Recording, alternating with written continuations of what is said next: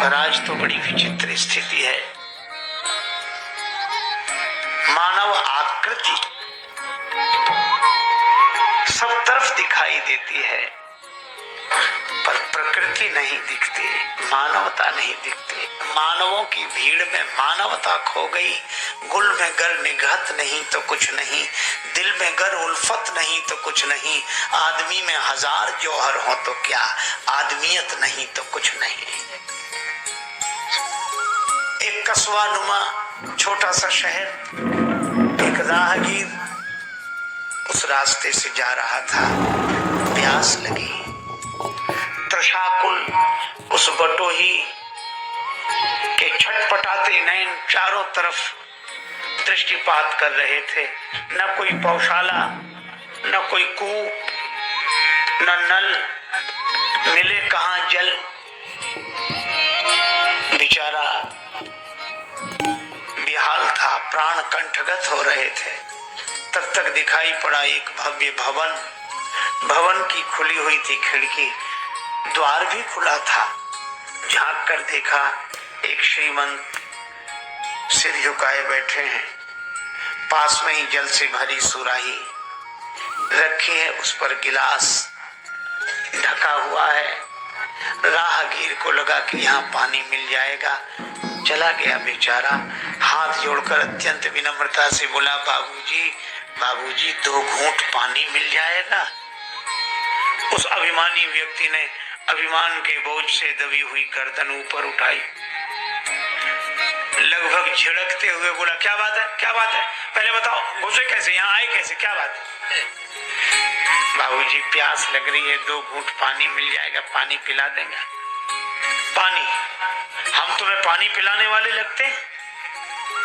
इतने बड़े आदमी से कह रहे हो पानी पिला दो, हम पानी पिलाने वाले लगते हैं? जैसे हमारे पास और कोई काम ही ना हो, तुम जैसों को पानी पिलाते ना। यहाँ नल है, कुआं है, पौधशाला है, क्या है, चले आए पानी पिला दो, पानी पिला दो।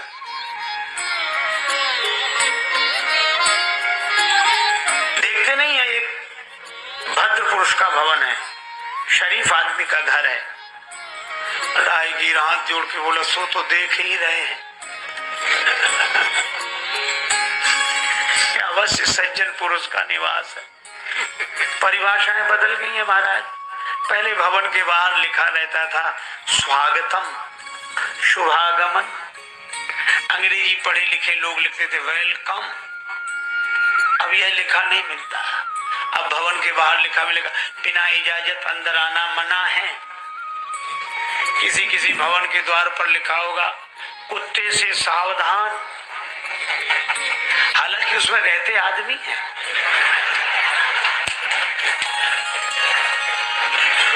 रहते आदमी हैं।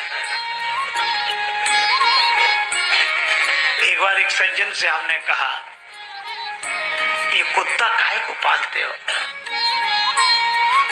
बोले क्यों? हम कहा हम आते हैं तो बड़ा डर लगता है, कुत्ता है। अच्छा एक बात आपने देखोगी, कुत्ता पालने वाले जितने मालिक होते पूरे निश्चिंत होते हैं, और जो आने वाला होता चिंतित तो वही होता है। वो कहता भाई साहब चले आओ चले आओ, वो कुछ नहीं बोलेगा, वो भाव करेगा, आ जाओ आ जाओ। अब आप क्या जाओ, मुसीबत है। तो भाई मुझे तो डर लगता, तो मैंने कहा कि ये काहे को पालते हो? तो उस व्यक्ति ने जो तर्क दिया वह भी बड़ा अद्भुत था। वह कहने लगा महाराज जमाना खराब है, कब कौन आक्रमण कर दे कोई ठिकाना नहीं, इसलिए कुत्ता रखते हैं, पालना जरूरी हो गया है। मैं उसका उत्तर तो नहीं दे सका, पर मन ही मन सोचता रहा कि आज हमारा कितना नैतिक पतन हो गया है कि आज आदमी आदमी से डर रहा है और आदमी से आदमी की रक्षा कुत्ता कर रहा है, और फिर भी हम अपने को आदमी कहते हैं, मानव कहते हैं। हमें विचार करना चाहिए। एक बार कुत्तों में झगड़ा हुआ, कुत्तों में झगड़ा हुआ, झगड़ा होते ही कुत्तों में हुआ और डट के हुआ महाराज। सब बाकी के कुत्ते बड़े नाराज हुए, तो एक कुत्ता भागा, अब नहीं आऊंगा। दूसरे बोले आना मत, कुत्ता ही ठहरा। तीसरे दिन फिर आ गया, तो बाकी के कुत्ते बोले तू फिर लौट कर आ गया, अरे कलुआ जा, चला जा यहाँ से, अरे दल बदल हुआ, और तेरे लौट आने से हैरान हैं हम, तुझे फिर दल में ले लें, क्या इंसान है हम आदमी हैं जो ऐसा करें? हम कुत्ते हैं, हमारा भी सिद्धांत है। ये तो हमारी हालत हो गई है। आप सोचो। तो उस राहगीर ने कहा कि भूल से आ ही गए, गलती से आ गए तो पानी पिलवा दो। क्या करेगा प्यार वो भगवान से, क्या करेगा प्यार वो ईमान से, जन्म लेकर गोद में इंसान की, कर न पाया प्यार जो इंसान से। पानी पिलवा दे। सो नाराज हुआ, गले ही पड़ गए, तुम बैठ जाओ। अब उन्होंने अपने नौकरों को आवाज लगाई, अरे भाई कोई हो तो इन्हें पानी पिला दो। अब मौके पर कोई नहीं था, तो धनी आदमी राहगीर से बोला बैठ जाओ, किसी आदमी को आ जाने दो, पानी पिलवा देता हूँ। आदमी माने नौकर। आदमी आजकल वही कहे जाते, कितने आदमी काम कर रहे हैं। सचमुच बेचारी जो काम करे वही तो आदमी है। तो उनका किसी आदमी को आ जाने तो पानी पिलवा देता हूँ। पर मजे की बात, बड़े आदमी के आदमी कोई मौके पर नहीं थे। तब राहगीर के प्राण कंटगत होने लगे, तो बाबूजी अब तो प्राण ही निकल रहे हैं प्यास के मारे। तो नाराज होकर बोले कह दिया ना किसी आदमी को आ जाने तो पानी पिलवा देता हूँ। तो उसने हाथ जोड़कर कहा कि बाबूजी थोड़ी देर के लिए अगर तुम ही आदमी बन जाओ तो कुछ हर्ज है?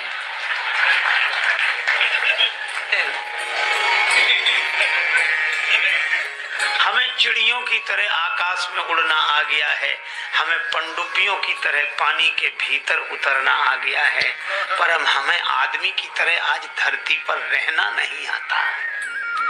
कैसी विडंबना है। और इसके लिए मानस का संदेश है केवट प्रसंग के माध्यम से कि अगर हम चाहते हैं कि हमारे जीवन में मानवता अवतरित हो तो एक ही उपाय है, भगवान के चरणों का आश्रय लें। ये नाव नारी न बन जाए,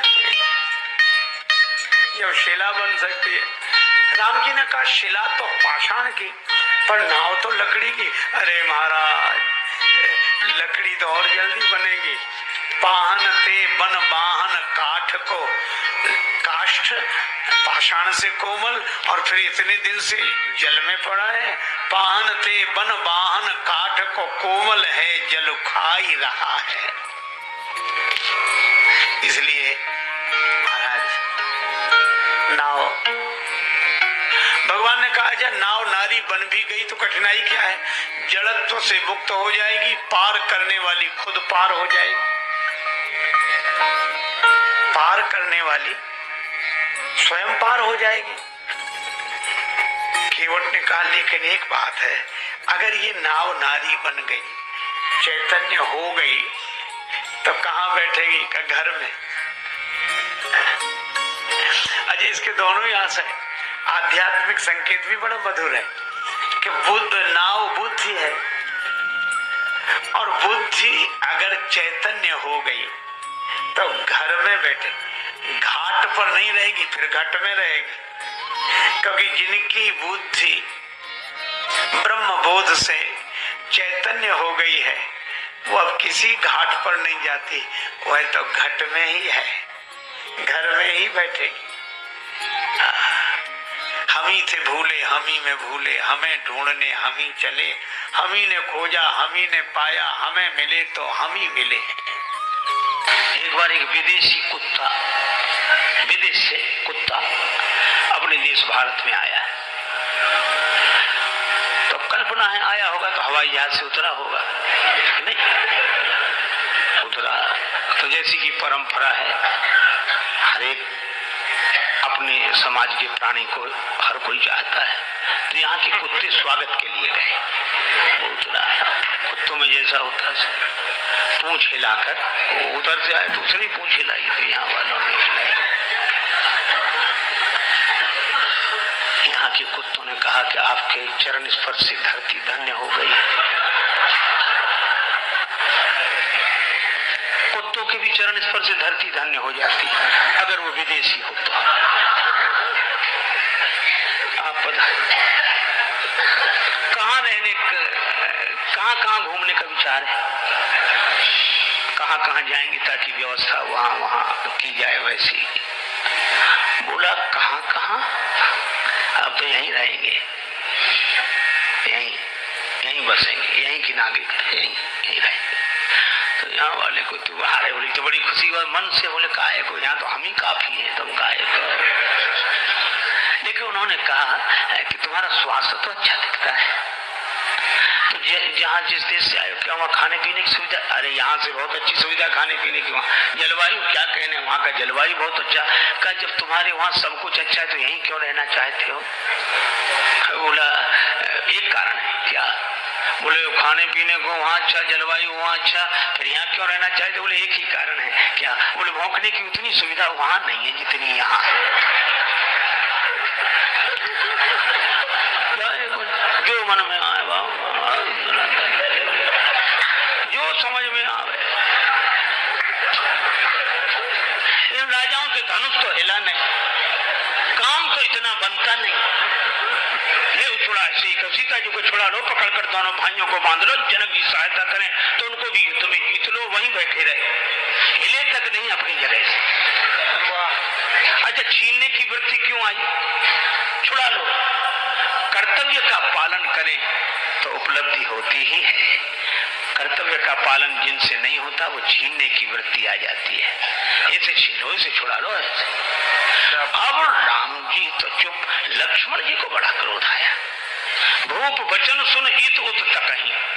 राजाओं की बात सुनकर कभी लक्ष्मण जी इधर देखते, कभी उधर देखते। इधर उधर इसलिए देखते कि किधर से आवाज आ रही, कौन है, पर वो दिखे नहीं, हल्ला मचे बस इधर। लेकिन लखन राम डर बोल न सकहीं। लक्ष्मण जी को राम जी का डर है कि वो बोलते नहीं है कि राम जी फिर कहेंगे कि ये